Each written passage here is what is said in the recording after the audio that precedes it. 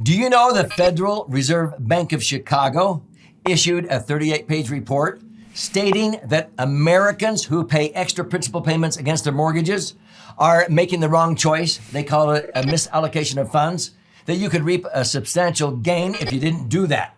In this educational episode, I am going to show you how you can get out of debt, let's say on your house and credit cards and everything like that, 2.5 years faster than any method of sending extra principal payments against the mortgage, which is what 99% of debt counselors tell you to do.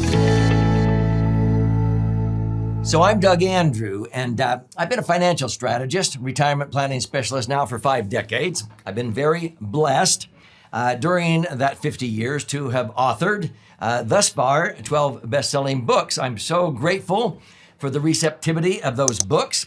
And now I have a YouTube channel with over 1,100 educational videos, and I appreciate the subscribers who come to learn. I have audio formats, but I'm very passionate about helping you understand things on how you can have an abundant life, not outlive your money, and using existing assets, optimize them to dramatically increase your net worth, but also your peace of mind, your financial independence, assuring you that you won't outlive your money, okay? So many times people get intrigued on this channel because I talk about how to become your own banker. So what I want to do is give you the entry-level basic understanding of what this concept is to get out of debt, the fastest, smartest way, okay? And then I'm going to build upon it in other episodes. So check out on my YouTube channel here these concepts that have to do with becoming your own banker. So let's talk about how to get out of debt the fastest, smartest, quickest way. I often ask my audiences when I speak across the country, what do you get when you multiply one negative by another negative? Well, you get a huge positive. What am I talking about? Most Americans perceive or view paying interest as a negative, okay? Because they're only looking at that interest expense. They're not looking at how that can actually catapult you into tremendous wealth, how to become your own banker. I'll come back to that. Another perceived negative is insurance. You wouldn't believe how many people say, oh, I'm insurance poor. Insurance is a necessary evil. It's a hole I pour money into. Because they don't understand the incredible benefits of my favorite financial vehicle, a property structured maximum funded indexed universal life insurance contract. And it knocks the socks off of most IRAs, 401ks invested in the market. It allows me to have the utmost liquidity, safety, rate of return, and tax benefits. In fact, it's the only vehicle in the Internal Revenue Code that allows you to accumulate your money tax-free under Section 72E of the code, and then be able to access that money. You don't have to wait till you're 59 and a half to do this. I have people retiring in their 30s, okay? Tax-free income. You can access the money tax-free, including all the gain. And then at the end of the day, when you finally pass away, anything you leave behind generally blossoms, increases in value, and transfers income tax-free. If I died right now at age 71, I would leave behind about double what's actually in my laser funds. And I'm not paying for that. It comes along for the ride. It's being paid for with a minuscule portion of money that most people shell out in unnecessary tax, okay? So let's go back to these two negatives, interest, paying interest, and insurance, and I'm going to combine them together in this episode to create a huge positive, getting you out of debt and becoming financially independent, faster, quicker, smarter. So the concept basically is this. If we have a mortgage, let's say on a piece of property, maybe even on our own home, and we look at that 30-year amortized loan, and halfway through in the 15th year, we still owe 75 to 80% of what we originally owed. And so we have this perception, we got to hurry and send extra principal payments to the mortgage banker.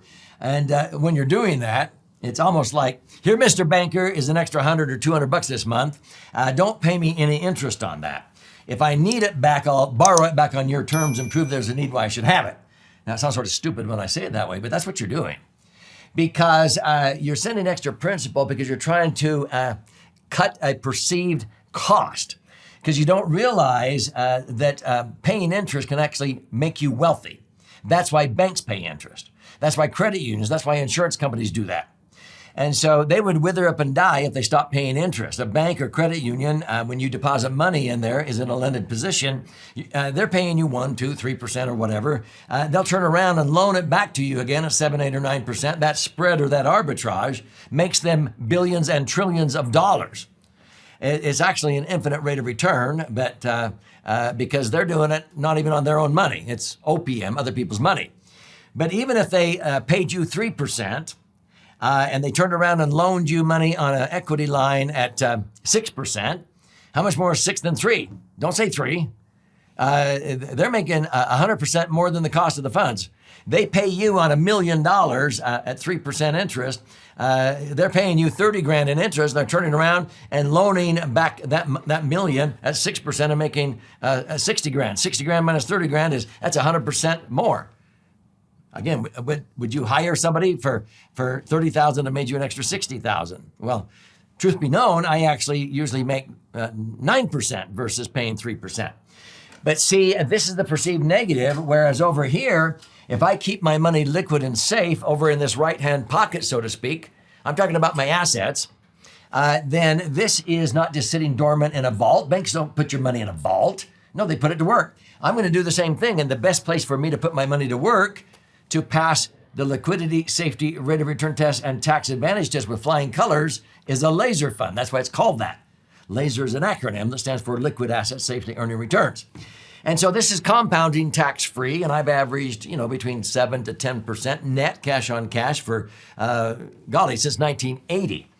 And so if I'm earning, let's say 9, tax-free, compounding over here in this pocket, and I'm paying 4.5% tax deductible interest here in a 33% bracket, that's a net cost of 3. How much more is 9 than 3? It's 300% more. But even if I'm borrowing money at 6% tax deductible interest, that's a net cost of 4. All I have to do is earn 8% over here to make 100% more than the cost of the funds. And that's just the first year. Are you beginning to get it?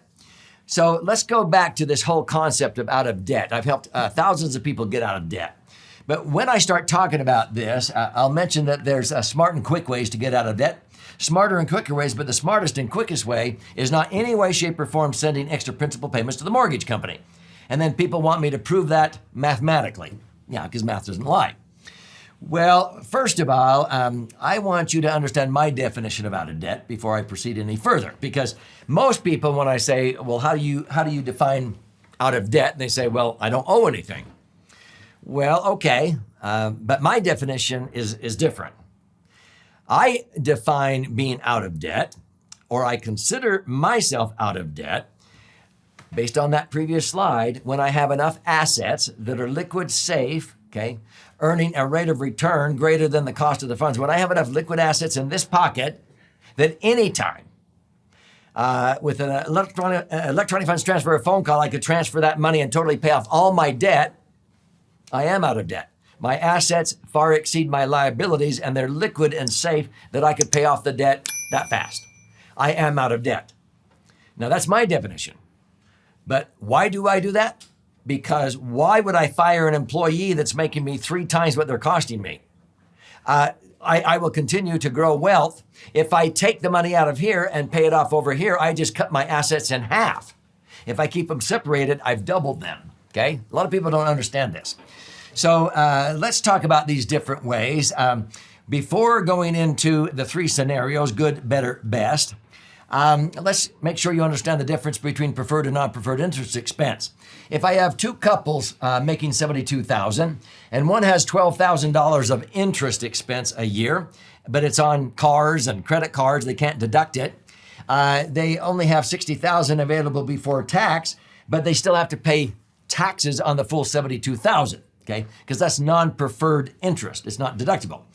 If I have another couple that has $12,000 of interest expense that is preferred, it's deductible because it's secured with a mortgage and they qualify under Section 163 of the code, which is easy to do. Then they get to write off that $12,000 of interest. They only have to pay taxes on $60,000, not $72,000. That's a $12,000 difference in taxable income. In a 33% bracket, they save $4,000. This is real money, not paper money. If you socked away that tax savings, you'll have enough money to pay off your mortgage 2.5 years faster. Well, let me show you how most organizations, debt counselors, try to get you out of debt, okay? First of all, when they do this, many of them will poo-poo any kind of leverage because that's what got them into trouble, okay?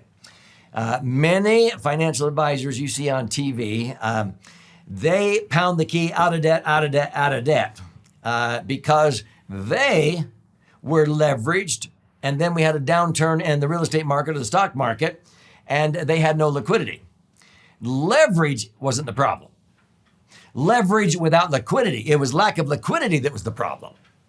And so leverage without liquidity is stupidity. So let me explain this quickly before I go into these three methods, because you want to make sure you're totally liquid.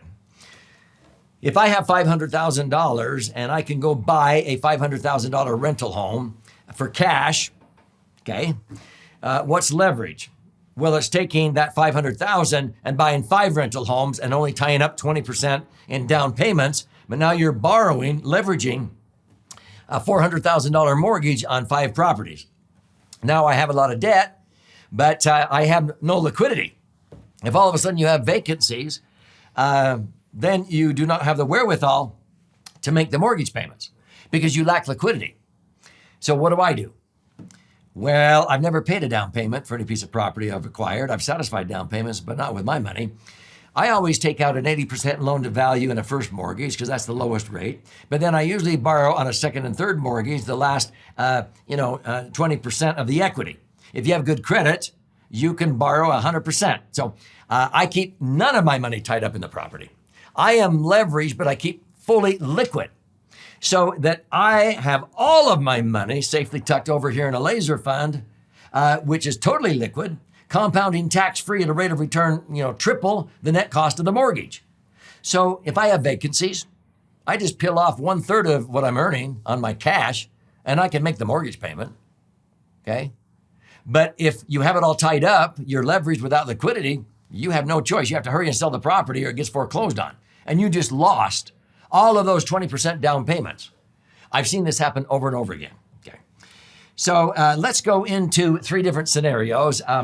This was an organization that had this sophisticated software they were charging for. I think they were charging $600 for this. You won't believe this software. You program in your debt, and it would tell you which credit card to pay off first, the 18% interest one or the 12% one. Folks, this is not rocket science. You don't have to shell out $600 for that kind of software.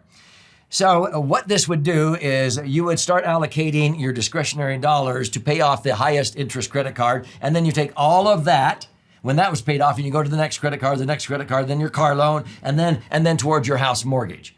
And so it would take these couples and say, look, in 12.5 years, by reallocating all of this, you can have your mortgage totally paid off as you hurry in and pay extra principal against the mortgage. Well, that's good, okay? And then they said if you socked away the difference now, you didn't go buy a new car or a new house, I guess, unless you had more income. And magically, at 8% interest compounded in a tax-deferred IRA or 401k, you'd end up with $987,000, just about $1 million. And people will go, that's what I want, financial independence. Well, first of all, that $987,000 isn't all your money. 1/3 of that belongs to the government because you have to pay tax on that. So that's really only $600. Do you want to see how you can have double that? Double what you'll net out of that? Okay, here we go.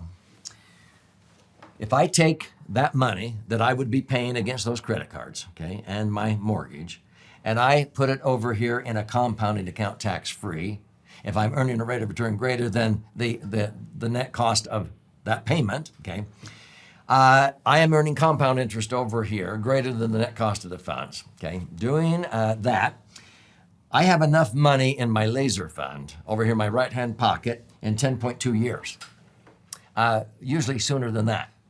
But that's 2.3 years sooner than giving it to the mortgage company. But see, I kept my mortgage balance high. I kept liquid. If I get into trouble, I can peel off money and make the mortgage payment. If you give it to the mortgage company and you get into trouble, you get sick or unemployed or disabled, there's only one way to get it back, and that's to borrow it back on their terms and prove there's a need why you should have it. When you need it the worst, it's the hardest to get. I've learned that lesson.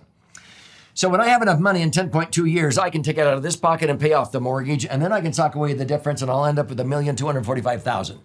Twice as much money as giving it to the mortgage company and then having a tax-deferred account that is only worth $600,000 after tax. What would you rather have, 600 grand or $1.2 million? You choose. Now, people say, Doug, what do you do? Well, I don't do either one of those. When I have enough money in 10.2 years in this pocket to totally pay off the mortgage, if I wanted to, I don't physically do it because I am out of debt. Anytime with an electronic funds transfer or phone call, I could pay off the mortgage. Why would I fire an employee that's making me 3 times what they're costing me? Why would I kill this mortgage that I'm borrowing money even at 6% and a 33% bracket is a net cost of 4 if I'm earning 8 to 10? Why would I fire an employee that's making me twice as much as they're costing me? That doesn't make sense. And so by continuing to use that strategy, being my own banker at just an elementary level here, I'll have $1,844,000 at the end of the same period by not combining assets together and cutting them in half in 10.2 years. Keep them separated. One compounding tax-free, the other one is simple interest tax deductible. The arbitrage or the spread is becoming your own banker. So when we summarize this, this is how much you're going to pay in tax if you hurry and get rid of your partner, Uncle Sam, and pay off the mortgage. Here's if you wait, 10.2 years to do it. But here's the taxes you'll pay in the same scenario if you never kill your partner. You keep your house mortgaged, okay? So good, better, best. Here's how much the difference is between those. I'd rather pay 0 in tax instead of this much of unnecessary tax.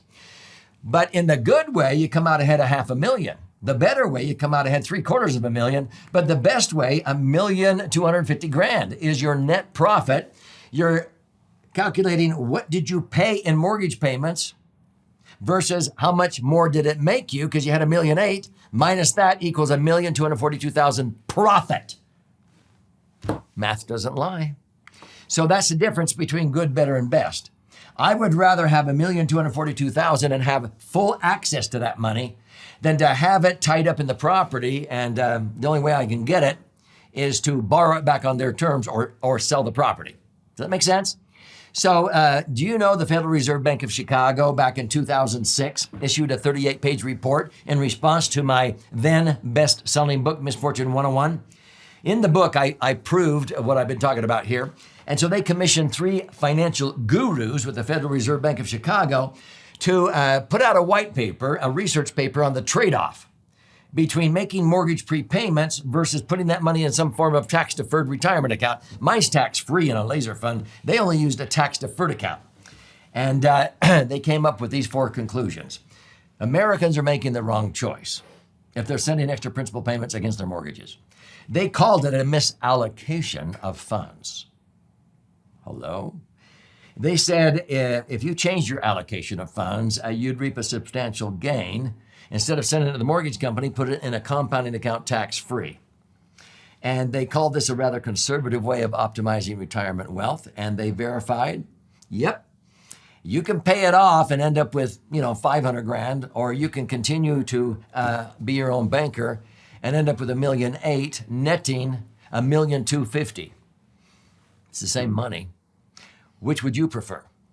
So my admonition to you is to learn the basics of becoming your own banker and how money works. And that's what this episode has covered. Check out some other episodes on how you can take this to the next level. But study my book, The Laser Fund. If you haven't yet claimed your free copy, these are flying off of our warehouse shelves. This is 300 pages, jam-packed with charts, graphs, and explanations, and 62 actual client stories. It's actually 2 books divided up between the left brain, and the right brain. But folks, when you go to laserfund.com or click on the link below, I ask you to contribute a nominal amount towards the shipping and handling because I require some skin in the game. You're my kind of person then. And I'll cover the rest of that cost, but I'll pay for the book. So I'll fire out a hard copy to you via priority mail, and you can begin to read and learn. But when you're in there claiming your free copy, if you like to listen and learn, watch and learn, there's different formats for that. And if you want to attend a free educational webinar, we teach those on a weekly basis. But you can schedule an appointment with a certified IUL professional that has proven they know how to set this up right. Because sadly, probably 99.9% of IUL policies in America are not structured to do what I just basically talked about. So I don't want you to miss out. So start now on the road to your brighter future. Claim your free book. Go to laserfund.com.